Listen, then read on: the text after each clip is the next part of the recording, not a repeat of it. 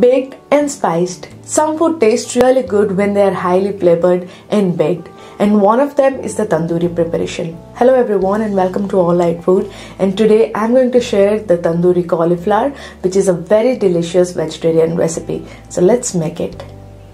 So to make the recipe, first I'm going to marinate the cauliflower, and here is the cauliflower. I'm going to cut them into big pieces or just remove the florets from its stem. And then I'm going to keep the florets in a big bowl. So I've cut the cauliflowers into big pieces, and now I'm going to add flavors into this.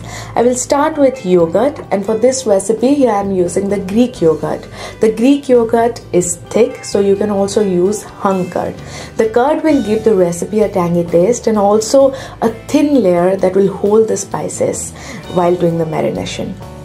So next here I'm going to add half a teaspoon of salt, white salt, then half a teaspoon of black salt. The black salt is going to give it a nice taste.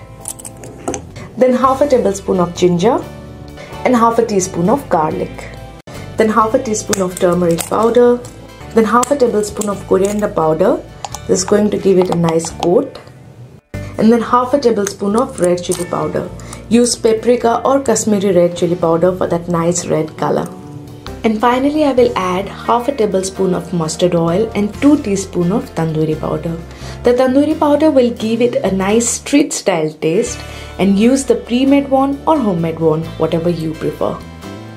Now I will mix all the ingredients nicely.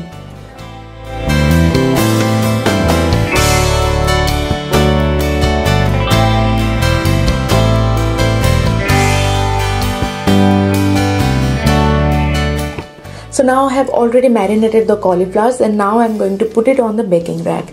Grease the baking trays and put the cauliflowers on them.